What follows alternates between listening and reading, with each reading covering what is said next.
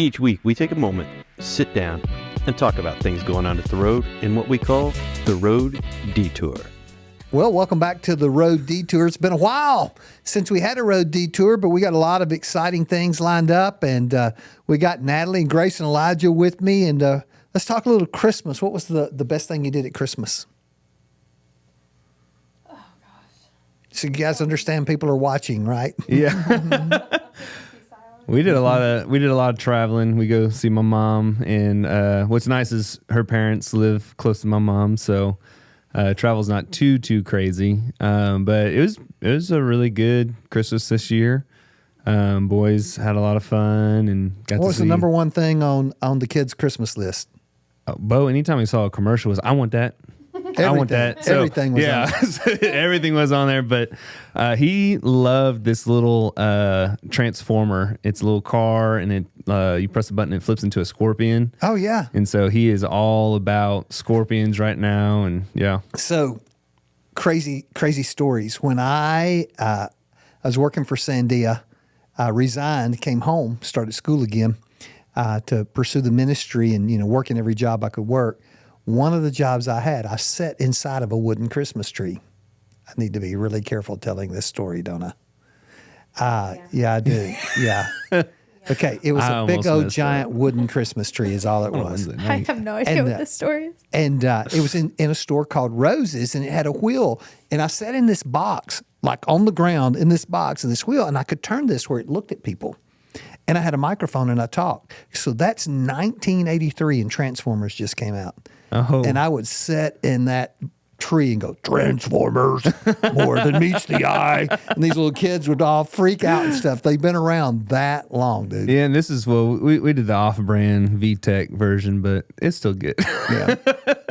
And he still loves it. Yeah, he does. What about Christmas at the Roughton House? It was very relaxing this year. Dustin's the only child. My family, it was one day we spent together, which was great. But then the rest of the week, we really just had Downtime. the five of us and enjoyed some good downtime at home. Hey. Anything special about your Christmas? Oh, I added a few extra events this year, but other than that, nothing too Like special. parties, or what are we talking Oh, about? I know what it is. You had some extra people that Some you extra spent time people. with. Okay. Yeah. Like another family. Another family. This was my first Christmas with my boyfriend, Oh. and it was a lot of fun. He gave me probably the funniest Christmas present. Which was? I got a Bluey sweater because I'm obsessed with the show Bluey, rightfully so. I'm a preschool associate. And so anyways, I got a Bluey sweater, and you will be seeing it on Sunday because I'm going to wear it. Why else would I? Right. Best thing you got. Best gift you got. We don't do gifts. I don't know. You guys may not do gifts either. We try to discourage our kids every year from doing gifts, but typically they try to do something anyway. But Steph and I, we haven't, since we've been married, we've never given a Christmas gift because life is good. Yeah. Yeah. Do you guys do gifts? Yeah. I'm not very good at the gift giving. I don't pay attention throughout the year. Like what is? Oh, I know one someone thing. want? And then Did it's you a do it? scramble at the end. The one The thing you perfume. called me I about? didn't do. No, I didn't do. I got her. I went to Nike and got her some platform Nikes, and so what she really liked is just the wrong size. So You're really not paying attention. Dude, you go to the closet, look in the shoe. well, see, I don't think about it like. I'd already left. Please tell me it was too small. Please. Yeah, they were too small. Here's your They're too size small. 13 shoe. Yeah. But the favorite gift I got was this jacket. It's a nice Levi jacket with a hood, and it'll be something that keeps me warm. It's like kind of a replacement jacket because I have one that has a big old rip in the armpit. So Wear that thing out, brother. oh yeah. What about you guys? So Dustin surprised me with a Ninja Creamy this year, which I was telling Rick about earlier. It makes ice cream. And Jason, his family has one, and so I'm getting all the recipes from him. But if you have one or know some good ice cream recipes, pass them my way because we're trying out. It's like ice cream every night at our house right now. Post up the Ninja Creamy recipes, right? And Ninja, we do take sponsorships. Yeah. if it gets out there. Well, we're ramping up for the new year. There have been some just incredible things that have been a part of our planning. We're going to start a new series called Transformation because the goal of following Jesus is to not be what we've always been. And it never has dawned on me because we kind of make this decision. Everybody comes to Jesus to get to heaven. And almost that's a cheap sell. I mean, heaven's a good thing, but if you don't like following Jesus here, you're probably not going to like spending eternity with him. Yeah. And so we come, and then there's almost this separate moment when we decide that we have to be transformed, that this pursuit of Jesus is about becoming something different than we have been, and that's a hard decision. I had a conversation with one of my kids about that's just really, after being away from God for a good while, kind of starting this journey back. And we were talking about personality and the old God made me this way, right? God made me loud. God made me funny. God made me. And I said, well, you're mistaking a natural personality for God. And we began to talk about what it means to give those things to God, which is again transformation, and it was surrender. And I said, so have you ever surrendered your personality to God? Yeah. Because to just say I'm ugly, brutal, and blunt is not following Jesus. You know which kid that is. Yeah. and there was this moment when we talked of realization of I have never looked at God and said, you can have that part of me. That's transformation. Yeah, because I do think there's a part of your personality that God has gifted you a certain way for a purpose. And so, yeah, you might be honest, brutal, and blunt, but you don't have to be brutal or blunt necessarily, but using that to share the gospel a certain way or be able to engage with certain people. Yeah, I get that God called me to be the truth speaker in everybody's life is probably an error in your own objective view of yourself. I read a book by Jen Wilkins called None Like Him. And it talks about all the different characteristics of God. And there are some characteristics that we can reflect of his, but there are some that are just his and his alone. And he is immutable. He's unchangeable. He does not change. We were made to change. We were made to grow. Oh, that's great. Yeah, we were made to transform. I'm using one of your statements in this transformation series. Matter of fact, it's you cannot love what you do not know. Yeah, you shared that with me, and it's in the sermon this week. Sure is. So we're talking about this journey to become like Jesus, not just to be content with what we are. And one of the ways that we believe we do that is with our Bible reading plan and the discipleship wheel. And we're going to introduce a new version of that this Sunday. So be sure and be here, pick up your wheel. We're going to be using it for the next 4 weeks as we're going to talk about what it's like on our end to go through this transformation process as we follow Jesus. The crazy good news is, it's fun to be excited about your church and what God is doing. And we have a book called Foundations for those who prefer the book to our Bible reading plan. They follow the same reading pattern, but we've sold 650 of those books to people who are like, I'm in. That doesn't count the people who don't use the books. That's just the people who bought the books to assist them in that. That's really, awesome. Really exciting. Yeah. That's awesome. And we have a kids book too. And I don't think that number is even included in that, but we do have a kids book that follows the same plan. We'll read Luke chapter 2 today, and the kids will read just a couple of verses within Luke chapter 2. But it follows the same overall plan and just helps them kind of focus in on something that's a little more not 60 doable verses. for a kid. Yeah. So grab one of those for your elementary age kids.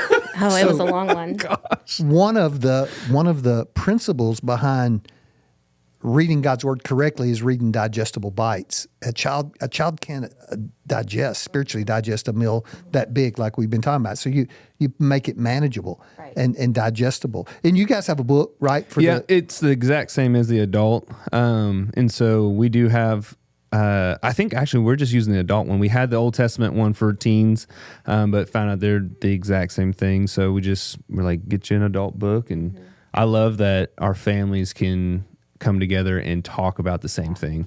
You know, and I saw this, and he posted it, but not everybody follows. But Matthew took what we published here at the church, the checkbox of all the reading and the explanation of the BRP. They blew it up and they put it on their refrigerator for all of their kids. And every day before their kids get any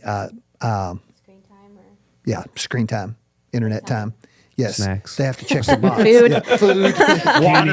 Right, you can't go to the bathroom. No, it's Can't not live that on bad. bread alone, y'all. Gotta have that. You have to check the box to that you've done it. And the kids, this is a great idea for your young kids that can't read. Listen, they hit that button on the Bible app, and it will read it to them, and at least read a portion of it. So that's pretty cool. Yeah. And our young adults, we got a young adult ministry that is kicked off. They had 39, is that right, at the Christmas party? Young adults. So if you're looking for a place to plug in and grow, I was talking earlier with some of our staff that to me there are three components that really maximize the Bible reading plan. There is, you got to read, right?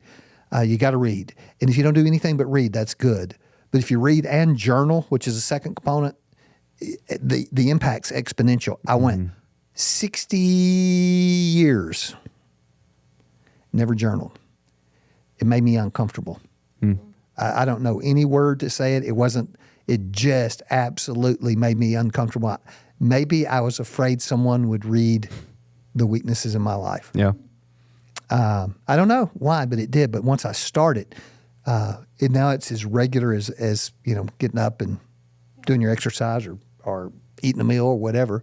And then the third one is connect with other people who are also reading and journaling so that we can grow together. And that is, for those who are doing it, that creates an intimacy, a true spiritual intimacy that changes life. Yeah, I don't quite like writing at all. I don't know if it's just it's time consuming or I've got so much I want to write about that it takes so much time, but I do enjoy sitting face to face and talking to someone about it. Yeah. And that's what I enjoy. I know Jason and I, we'll get together and talk sometimes. I've got a couple of students that I'll communicate with. So, Hey, before I put y'all on the spot, have y'all done your BRP today? Mm-hmm. No? Okay. I've read it. I haven't journaled yet. Okay. You have read it in journal. What'd you write about today? I wrote about it's a little similar to the chapter 1, but talking about how God used the lowly and the faithful. And so he used the shepherds and spoke with the heavenly host. He used Zacharias, who I don't know that he was a priest necessarily, but Just an old man. just an old man who was looking for the consolation of Israel. Yeah. And then Anna also, she was a prophetess who was telling people about Jesus for those who wanted redemption. And so talking to the other thing I mentioned in there was how long they waited and just being faithful through the waiting. I wrote a weird one today. I'm reading through this and it just dawns on me that none of these people were special. They were just living life. Mm-hmm. Mary was just living the life of a 13, 14-year-old girl until an angel showed up.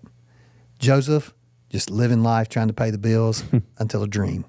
Shepherds, just keeping sheep until God showed up. And most of our life is just getting up and living life. Mm-hmm. It's being a parent, being a good mate, doing your job well. It's just doing life. But then there are moments, and you may not have but one, maybe two in your life where God shows up. And when he shows up, it shifts everything for the rest of your life, right? Mm-hmm. Mary's life shifted, Joseph's life shifted, Shepherd's life, everybody's life. And I wrote about those moments in my life, the call on my life to walk away from a career, pursue ministry, the death of my wife, were moments when God just really showed up and changed the course of things. So anyway, it was different for me. But I love asking that question because everybody... Very similar. Yeah. Yep. Anything else, Grace?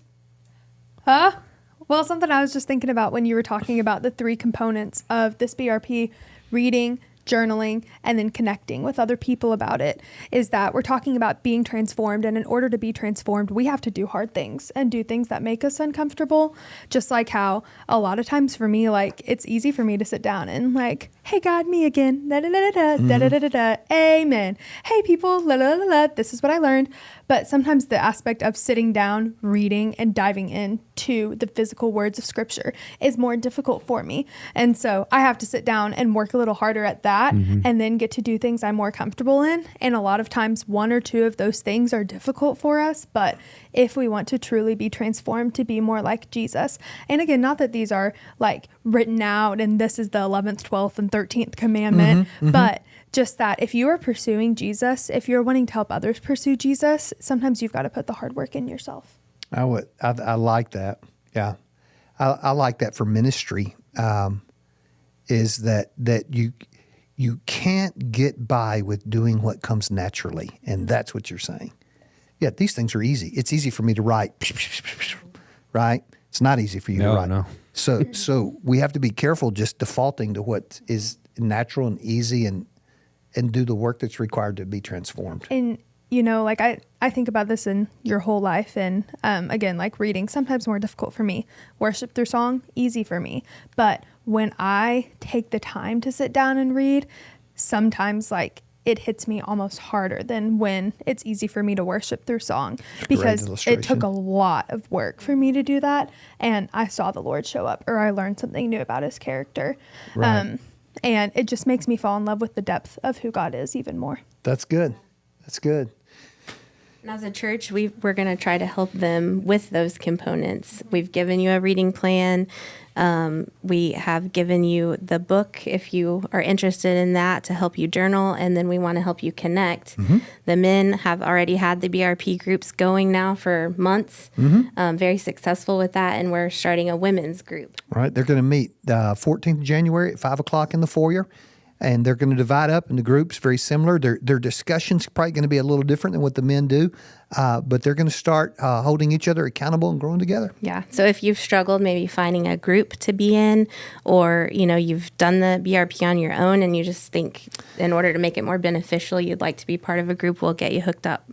I think, and I'm a man speaking out of turn about women, but I do believe. Easy now. Yeah, I know. Well, I Think through believe that. that if you surveyed women, that one of the things they would tell you is missing from their life or most desired is meaningful connection with other women, and providing them that opportunity, not just to talk about a book, a reading club, or whatever, the kid, yeah, but to talk about.